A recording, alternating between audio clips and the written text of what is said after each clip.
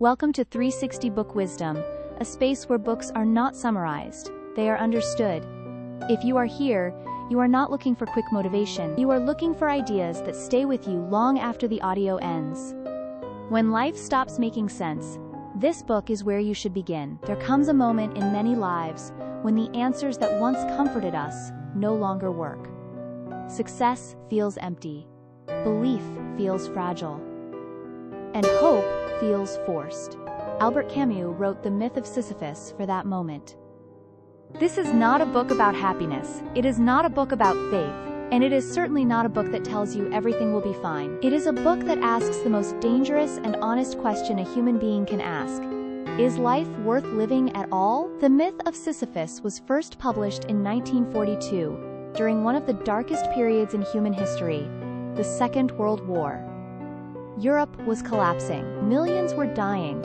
Old beliefs had failed. God felt silent. Reason felt powerless. Camus was not writing from comfort. He was writing from a world where suffering was visible, and meaning was deeply questioned. Albert Camus rejected the title of philosopher. He did not promise answers. He refused comforting lies. He wrote for those who are brave enough to face reality as it is. This book was written for people who feel intellectually honest enough to admit they are confused.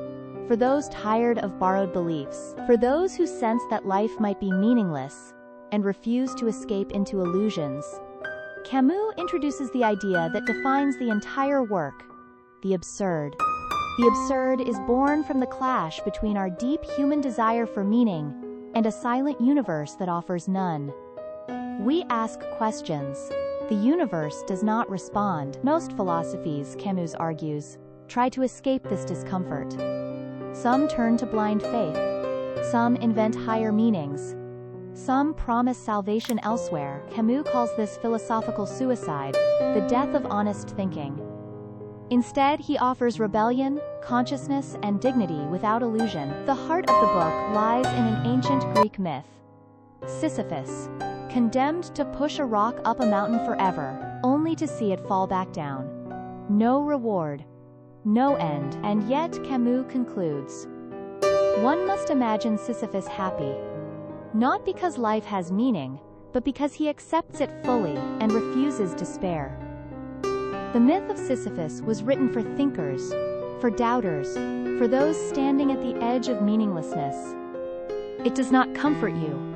It respects you. If you are ready to face life honestly, without false hope, welcome. Let us begin. Part 1. An Absurd Reasoning. Albert Camus begins this book with a statement that is both shocking and deeply honest. He says, there is but one truly serious philosophical problem, and that is suicide. This does not mean Camus encourages death. It means that before we discuss philosophy, morality, or meaning, we must first answer one question. If life has no clear meaning, why should we continue living? Camus is not interested in abstract theories. He is interested in lived experience. Moments when life suddenly feels strange, when routines repeat, when questions arise. Why am I doing this? What is all this for? This is where the absurd is born. The absurd, Camus explains, is not in the world itself, and it is not in the human mind alone. It exists in the relationship between the two. On one side, human beings desperately seek meaning, clarity, and purpose. On the other side, the universe remains silent. We ask questions. Life does not answer. This confrontation between our hunger for meaning and the world's indifference is what Camus calls the absurd. Many people, when faced with this realization, try to escape. Some distract themselves endlessly. Some cling to beliefs they no longer truly understand. Some place hope in promises that cannot be tested. Camus refuses all escape. He argues that pretending life has meaning, when it does not reveal one, is a form of self-deception, and surrendering to false hope is no solution at all. So what options remain? Camus identifies 3 possible responses to the absurd. The first is physical suicide, ending life because it seems pointless. Camus rejects this completely. He argues that suicide does not solve the absurd. It avoids it. The second is philosophical suicide, leaping into faith or invented meaning to escape discomfort. Camus rejects this as well, because it sacrifices honesty. The third response, and the one Camus defends, is acceptance without resignation. To live fully aware of the absurd, to refuse false hope, to remain conscious, rebellious, and alive. This is not despair. This is clarity. Camus insists that once we face the absurd honestly, life does not lose its value. It gains intensity. Freedom replaces illusion. Living replaces hopping. And from this awareness, a new way of living begins. Part 2, Philosophical Suicide. After defining the absurd, Albert Camus turns his attention to the thinkers who claim to confront it, but in his view, secretly escape it. He calls this escape philosophical suicide. This form of suicide does not end the body. It ends honest thinking. Camus observes that many philosophers begin by admitting that life has no clear, rational meaning. They acknowledge uncertainty, contradiction, and doubt. But at the very moment when the absurd becomes unbearable, they make a sudden leap. They introduce faith. They invent transcendence. They promise a higher truth, beyond reason. Camus argues that this leap is not courage. It is surrender. He critiques thinkers such as Kierkegaard, who accepts the absurd intellectually, but then escapes it through religious faith. To Camus, faith offered as a solution is not a discovery.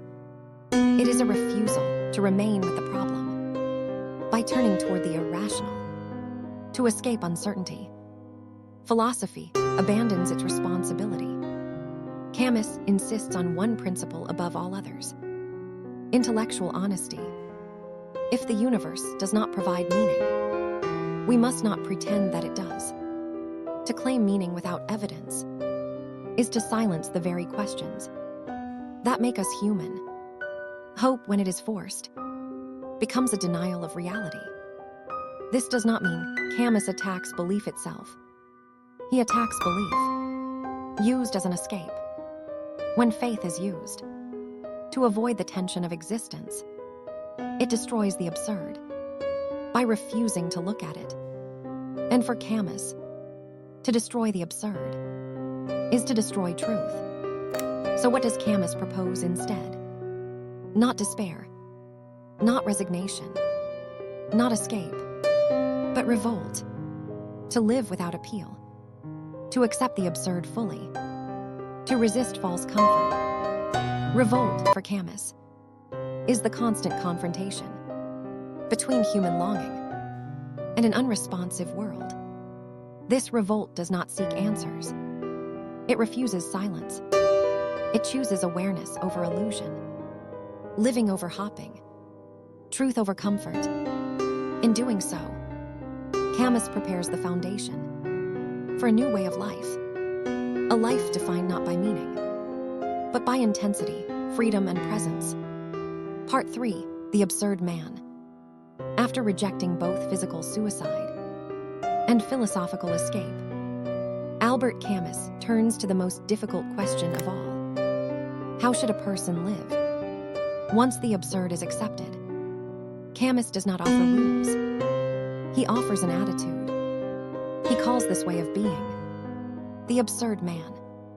The absurd man lives without appeal. He does not wait for salvation. He does not expect final answers. He does not hope for another world.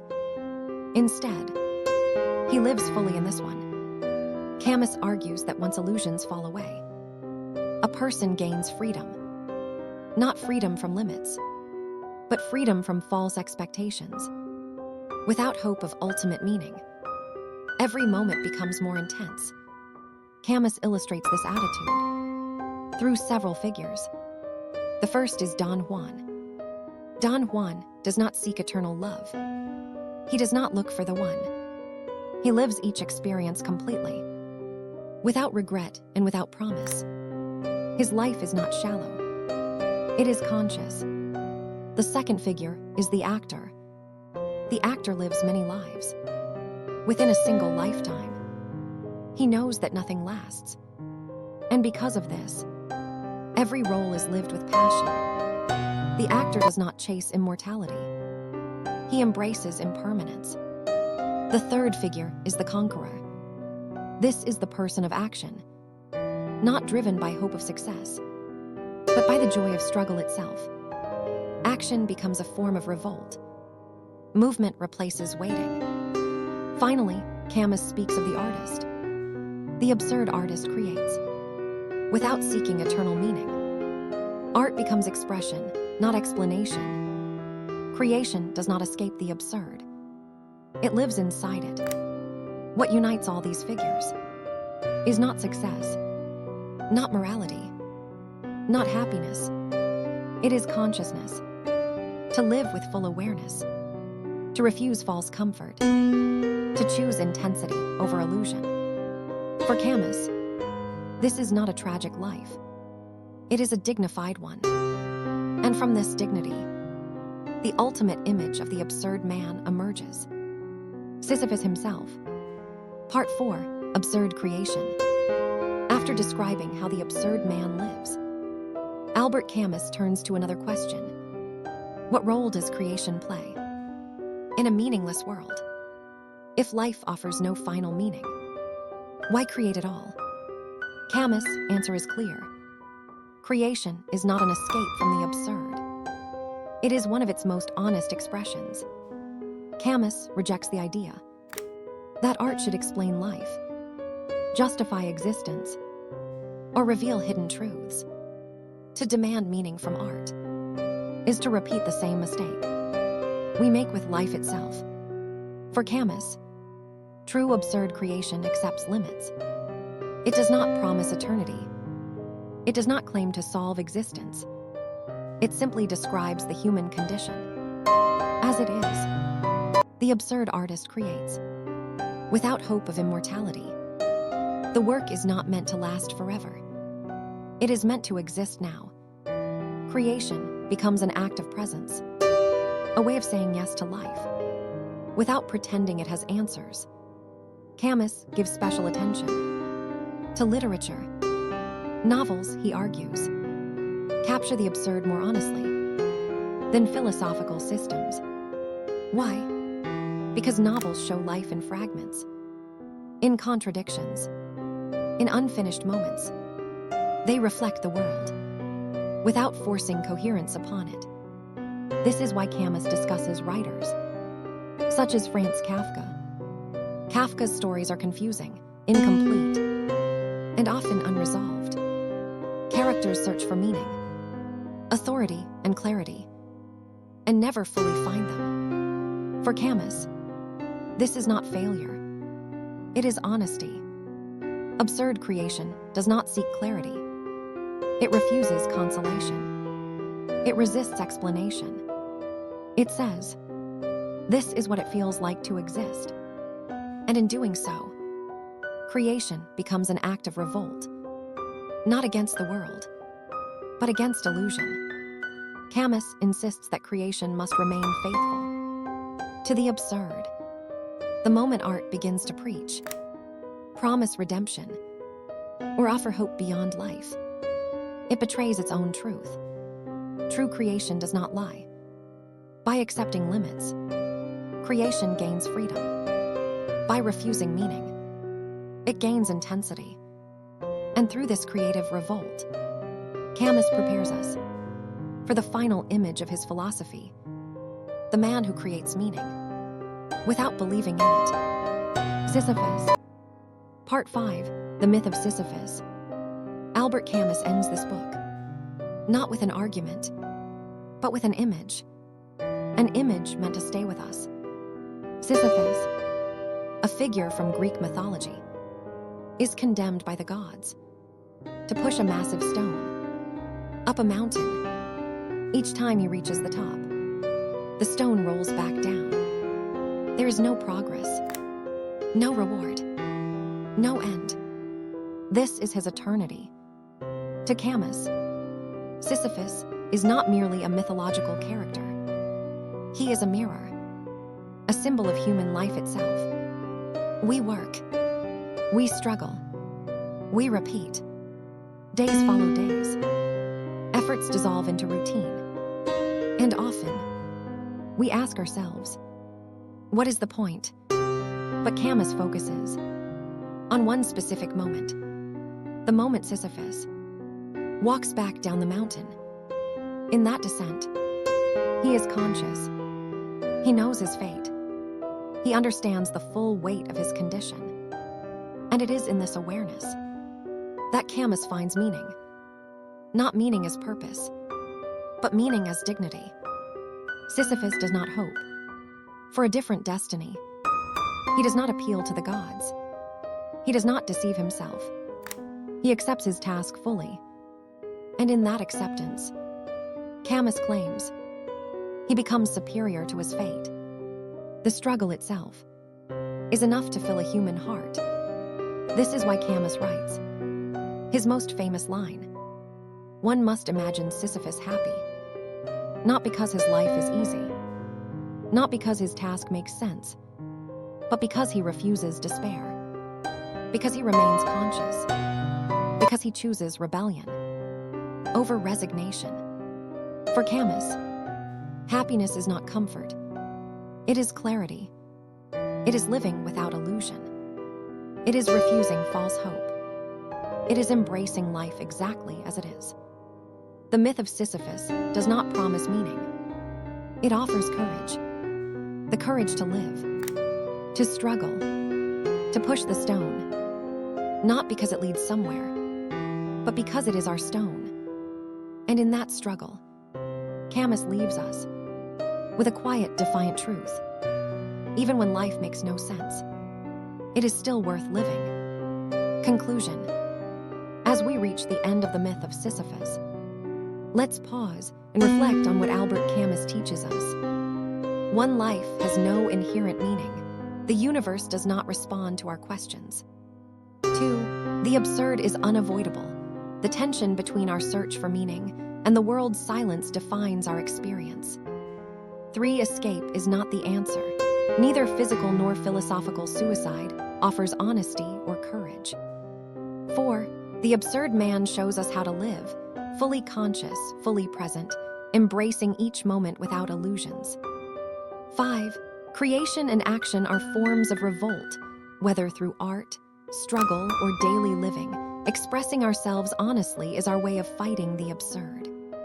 6. Sisyphus is our mirror. Happiness and dignity are found not in purpose or reward, but in conscious acceptance and rebellion. The ultimate lesson. Life may be meaningless in an absolute sense, but we can choose how to respond. We can live fully, create freely, and face existence with courage. This is the defiance, the dignity, and the freedom Camus asks us to embrace. A message from 360 Book Wisdom. If you found value in this reflection and want more deep, meaningful explorations of life and philosophy, make sure to subscribe to our channel, hit the notification bell, and join our community of thinkers, dreamers, and learners. Because here, at 360 Book Wisdom, we don't just read books. We live them, understand them, and let them transform our perspective. Remember, the journey does not end with the last page or audio. Carry these ideas forward. Face life honestly. Push your own rock, like Sisyphus. And imagine yourself fully conscious, fully alive, even happy.